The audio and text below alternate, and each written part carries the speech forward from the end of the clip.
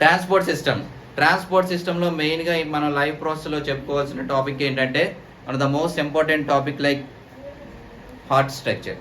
Transportation means one place to another place, different types of substance అనేవి ఒక place నుంచి ఇంకో ప్లేస్కి ట్రావెల్ అయ్యే ప్రాసెస్నే ట్రాన్స్పోర్ట్ సిస్టమ్ అంటాం. The most important components of transport system are circulatory system like blood vessels and also heart. Blood ఇప్పుడు మనం చెప్పుకుంటే బ్లడ్ రెడ్ ఇన్ కలర్లో ఉంటుంది. దానికి కారణం ఏంటంటే హిమోగ్లోబిన్. సో హిమోగ్లోబిన్ పిగ్మెంట్ ఉండటం వల్ల అది రెడ్ కలర్లో ఉంటుంది. అట్ ద సేమ్ టైం దీనిలో డిఫరెంట్ టైప్స్ ఆఫ్ బ్లడ్ వెజల్స్తో పాటు బ్లడ్ సెల్స్ కూడా ఉంటాయి, like red blood cells, white blood cells, platelets. ఇవన్నీ కూడా ఒక ప్లేస్ నుంచి ఇంకో ప్లేస్కి ట్రావెల్ చేస్తూనే ఉంటాయి. దాంతోపాటు బ్లడ్ వెజల్స్కి వచ్చేసరికి 3 టైప్స్ ఉంటాయి, like arteries, veins and capillaries. Arteries అనేవి ఏం చేస్తాయంటే ప్యూరిఫై బ్లడ్ని, ఆక్సిజనేట్ బ్లడ్ని ఒక ప్లేస్ నుంచి ఇంకో ప్లేస్కి ట్రావెల్ చేస్తాయి. వెయిన్స్ అనేవి డీఆక్సిజనేటెడ్ బ్లడ్ని అంటే ప్యూరిఫై కాని బ్లడ్ని ఒక ప్లేస్ నుంచి ఇంకో ప్లేస్కి ట్రాన్స్పోర్ట్ చేస్తాయి. క్యాపలరీస్ అనే వెరీ మైక్రోస్కోపిక్. ఇవి ఏం చేస్తాయంటే ఆర్టరీస్ని, వెయిన్స్ని కోఆర్డినేట్ చేస్తూ ఒక ప్లేస్ నుంచి ఇంకో ప్లేస్కి ట్రావెల్ అయ్యేలా చేస్తూ ఉంటాయి. So one of the most important contractile and muscular organ in our heart. This is the external structure of heart. So ఈ హార్ట్ దాని మెయిన్ చూసుకుంటే ఇది ఒక పియర్ షేప్లో ఉంటుందండి. మస్కులర్ ఆర్గాన్ అని చెప్తాం అండ్ కాంట్రాక్టల్ ఆర్గాన్ అని కూడా చెప్తాం.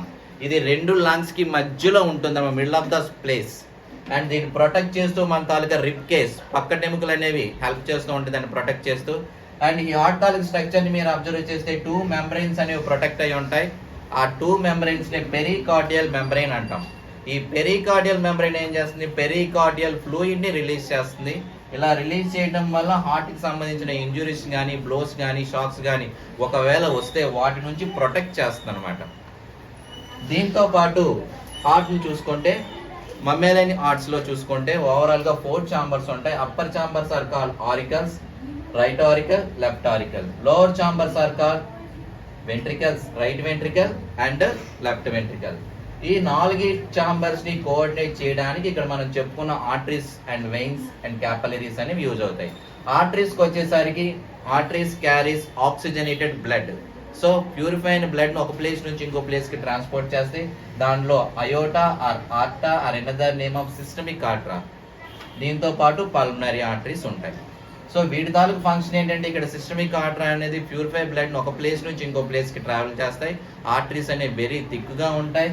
At the same time except pulmonary artery మాత్రం డీఆక్సిజనేట్ బ్లడ్ ని ట్రాన్స్పోర్ట్ చేస్తుంది. దానికి క్వైట్ ఆపోజిట్ వెయిన్స్.